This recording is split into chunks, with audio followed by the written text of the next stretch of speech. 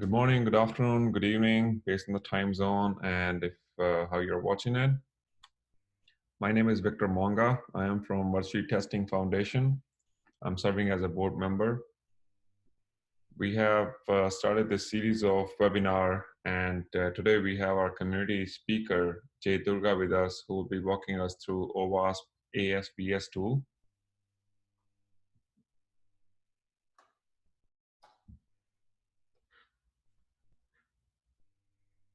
I'll talk about a little bit Virtual Testing Foundation, what it is, and how we started it. Virtue Testing Foundation is a nonprofit 501c3 education nonprofit organization based out of California.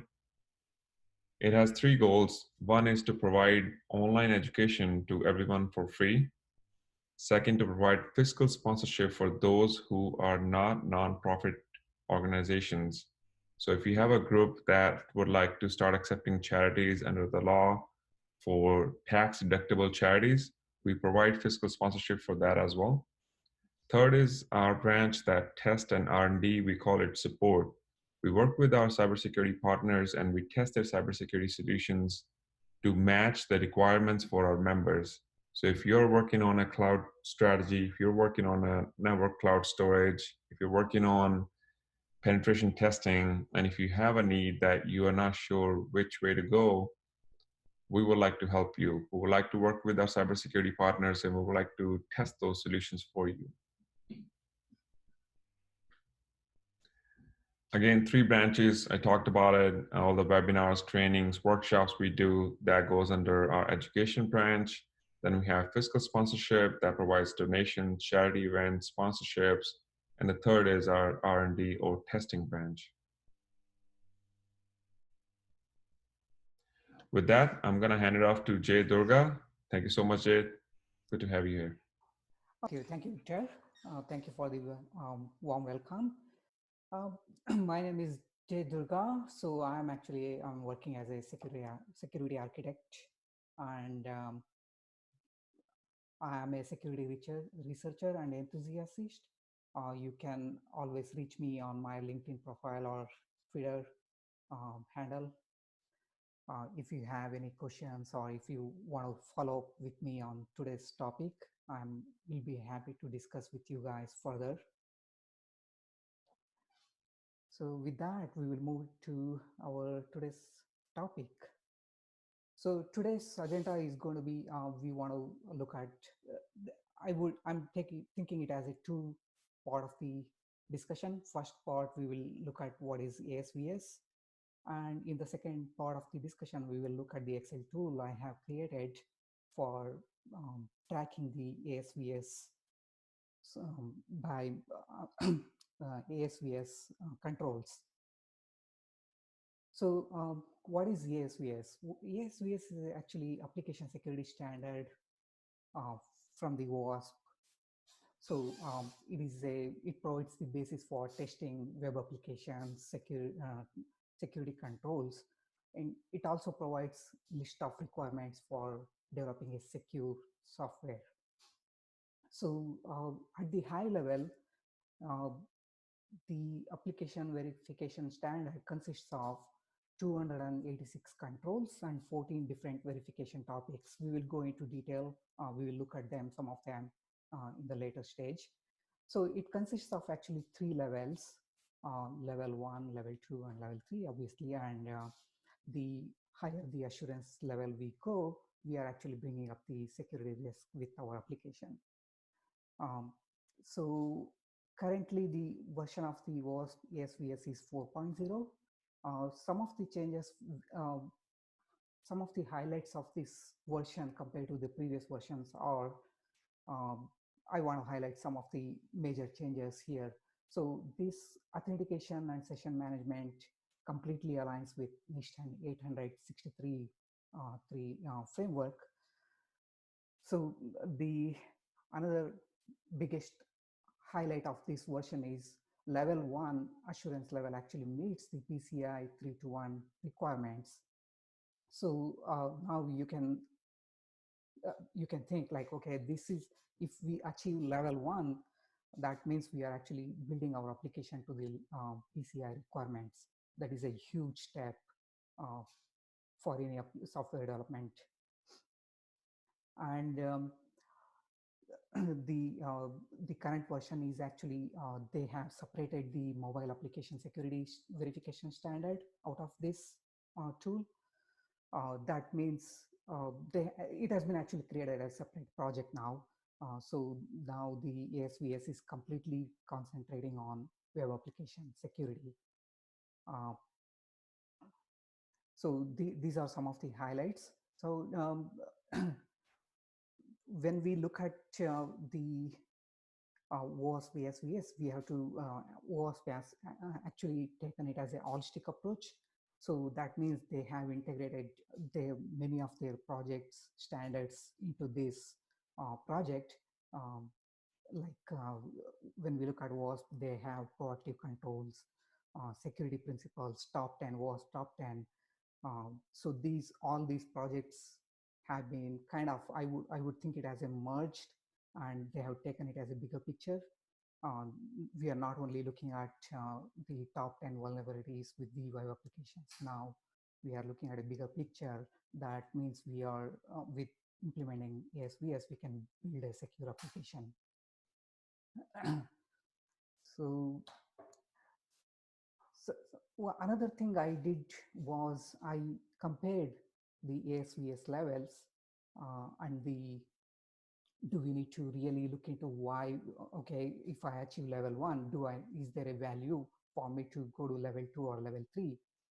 This picture gives little idea about how many controls we are talking about, and what verification topic it changes, and whether it makes sense for us to go to higher levels. Because level 1 is targeting for PCI. If I'm building a application which meets the PCI requirements, do I need to do anything more than that?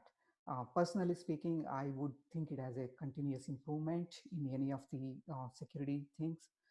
We need to be always looking for improvements, and we should be definitely targeting for higher assurance levels.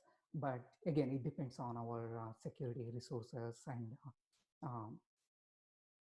if we have enough bandwidth within our team. So, but definitely we should be targeting for at least level 1.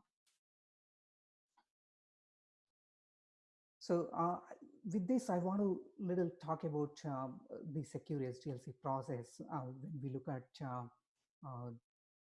the current secure SDLC or any DevSecOps process, even if we consider a sprint within the DevOps. So these are the phases, typical phases we go through, requirements to deployment. So when we look at the security, so I'm just concentrating on security. What are all the things we can look at from security point of view at different phases of the software development? So there are so many different things. So, but when we look at the SVS, this is exactly they are talking about. We want to be secure at all these phases, because that is how we can build secure in depth. We can apply secure in depth principle, and we can develop a secure application. Victor, do you have anything so far? No, so far so good. And attendees, if you have any questions, please feel free to put that into our Q&A box. Thanks, Jay. So yeah, I just don't want to go too fast and overload our audience. So I just want to take some time and make sure we are going in the right direction and answer any questions as they come across.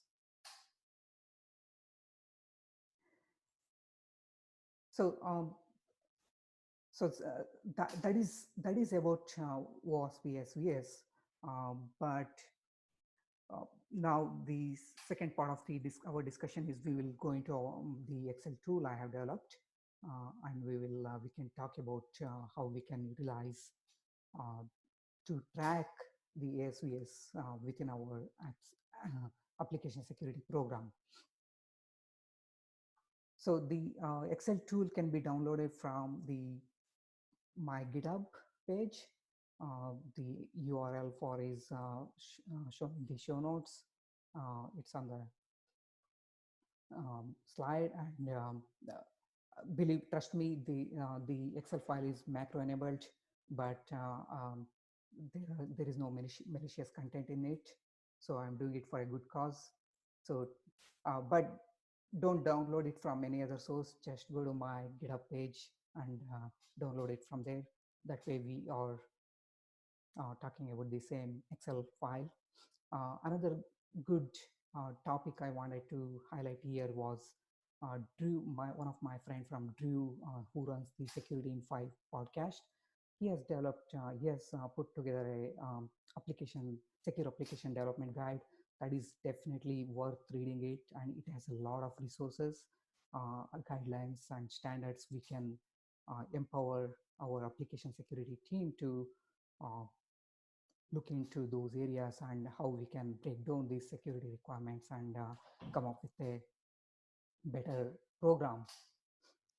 The third resource is obviously the OWASP ASVS website. Um, it has all the latest news about the project. They will be keep changing the project, but keep looking into that.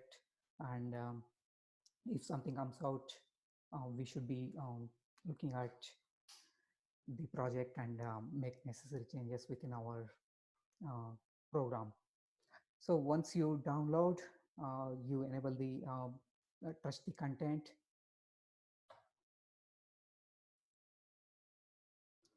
Um, Actually, for this, I would like to switch to the Excel file itself. That way, it is easier to explain. So this is how the Excel file looks when you download and you enable the content. The first introduction page, this is where you can configure some of the default settings. The first two settings are the thresholds. We can go into detail how exactly that helps us. Uh, this is where the our results are color coded up to 35% of the score. I want to show it as red, and anything above 70%, I want to show it as green. And um, do we want to, for some of the requirements, the control may not be applicable. So this is where this comes into picture. So you can say yes or no, whether this, for example, the simple example is identity provider. If your application is not managing the username passwords within your application, anything to do with the authentication part doesn't apply, because that will be taken care by the identity provider. So we can always come here and say, okay, this applies to the globally. So you don't need to, when you say no, when you say yes, don't include. So those answers will be no, will not include during the calculation. So this is the ASVS levels. We have 3 levels. Actually, the current version says level 1, 2, and 3. So these are the names they had it in previous version. So I have left it like that. But we are opportunistic is the level 1 we are talking about, and the advanced is level 3. So this is something I have just for my sake. I did something like you can change the color scheme just for fun. It automatically changes across all the sheets, the color scheme. That is nothing to do with the functionality of the Excel file. Okay, so the scorecard is how it looks like when we actually enter all the answers for all those controls. So for example, this one is a sample file I have uploaded. So again, we are looking at the ASVS advanced level. So I have answered all those questions. And if we look, one of the verification topic, the communications verification requirements is like, it is 25%. So I want to know exactly what controls are there and how I am doing within those subcategories. We can actually break down and see how we are doing. and if where we need to improve ourselves. So to answer those things, so we have to go to each verification topic from V1 to V14. For example, the result, this is the one, uh, this is the only thing user needs to answer the questions, whether it is pass, fail, or not applicable. As you start selecting, the scorecard is all automatically calculated, recalculates, and graph is shown. Um, so how is it going, Victor, so far? Is it good?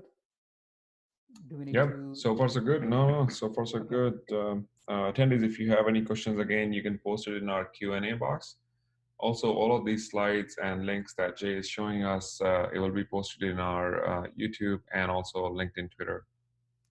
Yes. So we can actually do it for, I mean, the way I think of this as a, initially, we can come up with a baseline, how we are doing with our application, answer all those questions, and see where we need to improve ourselves. And then we can have those controls implemented, and we can reevaluate at a later phase. Um, this actually this one of the use case for this ASVS tool is for the pen testers. So this is exactly what they are looking for, vulnerabilities within the application. But we can also use the same tool for developing a secure application. Why we need to wait for someone to come and say, okay, these are the areas you need to improve. So that is where I'm going. Like, we are always talking about shift left. Okay, we want to have security baked into our application. So this should be treated as during the design phase itself. We can see, okay, there are so many different controls, and we can see what controls make sense for our application, and we can have proper controls for those. Um, this actually, the verification topics are straightly taken out of ASVS standard. There is nothing, I have not done uh, anything apart from adding this extra column. And also I mapped the OWASP top 10. So now we can actually see uh, what controls are needed for fixing particular OWASP top 10. And similarly, we can do a threat model using the CWE numbers. Okay, I want to see what are the security controls I need to have in my application for a buffer overflow. So if you have a CWE number, you can come here and see what controls we need to have, and do a cross mapping. So once we have answered all those questions, actually at the top it will also give like how many questions we have answered and how many remaining. For example, if I change this, it automatically say it automatically recalculates all over the place. So another use case is, okay, I have entered all the information into this Excel tool. So what do I do with this now? Because, okay, it is giving me the nice graph and scoring sheet, but there will be some use cases they want to take it out of this Excel and import it into their own, like Jira or ServiceNow. So but I have not worked with any of those companies, but I did came up with a XML export.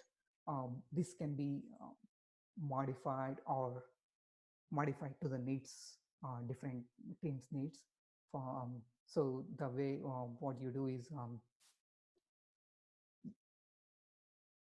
okay, I have to switch back to my slides. It has been a while since I used this. Sorry.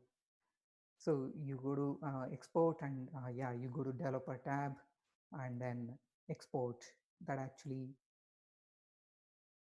This actually saves the all the results into a XML file, then we can import that into any external tools. But again, we will have to come up with some kind of interface for that. But that is one of the use case I thought it is a useful, or we can actually just copy and paste into external reporting. So any questions, Victor? Yeah, so one question we have is that how do you use this for auditing or compliance purposes? Definitely. So that is what I was telling you, like this. Okay, let's go back to my slide. So it is a different use cases for different teams and companies, right? For not everyone is building PCI applications. So this is where this tool comes into picture during the requirements phase. Okay, you need to look at all these angles and see, okay, what is my security posture? What controls I need to have? So then this same tool we can use to come up with the controls uh, we need to have. And here we are just talking about the controls we want to have. How we are going to implement, we are not saying it here. So that is where we need to look into the references and how we want to implement those things. That is, or if any other external resources. So once you have those, the security controls documented during the requirements or design phase, then we can actually come back during the testing phase and use the same tool to verify those requirements. Okay, um, I have a static analysis code implemented. Okay, that's fine. That check marks a lot of the questions they are asking um, in these verifications. And there is a manual intervention is definitely needed to verify those. Okay, we do have those controls implemented, and some of the verification topics are, okay, do you have a threat model implemented? That again, it doesn't apply for level 1. If it goes for level 2, then we are looking at those threat models. So you will basically, audit team is looking, okay, do we have those standards or procedures or have in place, how they are performing with those, and based on those, you will have to do some, um, you will have to evaluate what we have in place and answer these questions. Awesome, thank you. Also, time check, we have 7 minutes left for the rest of the presentation. Okay. So yeah, I was just showing the reference tab. So this is where we can see, this is again straightly taken out of the ASVS project document. So for each verification topic, it has a lot of reference documents. We can go and further study and have controls in place, how we can implement those security checks or controls for our application. And another document I mentioned was in the slide. That is also a very good reference document. So another thing I can show is like using this Excel tool is for some reason you need to restart over, you want to start over all the way from the beginning. So you can always reset all the answers, or just for that tab, for example, I want to reset all the V2 verification topics. It will automatically reset. Or if I choose this, it will reset the whole, all the 14 verification topics. So since I did the verification 2, then it became everything is 0.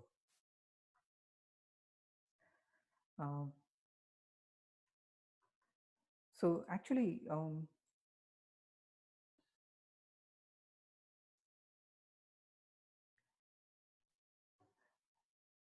so I mean, we are almost at the end of the presentation. So I was actually thinking if there is anything we need to cover here, uh,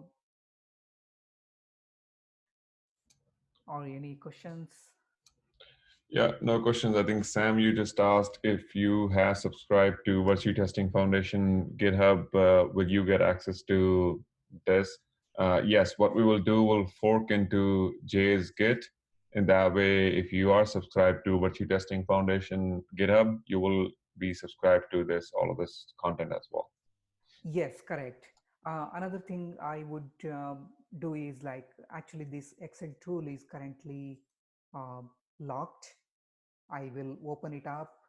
Um, it is password protected, so you cannot make any changes. So I will open it up so that anybody can use it and make their own changes for their needs. Awesome, awesome. All right, if no questions left, let's go back to our next event items. And Jay, thank you so much. It was really helpful. I'm sure people enjoyed it. People who are gonna watch it recording, they're gonna enjoy it as well. So once again, thank you so much for putting it together for us. Thank you. Thank you for having me. Awesome. All right, so a couple of announcements. We have a few more events coming up. We're gonna be at the Cybersecurity Summit on April 2nd. If you would like to be part of it, we have registration link. It will be posted on our social media as well.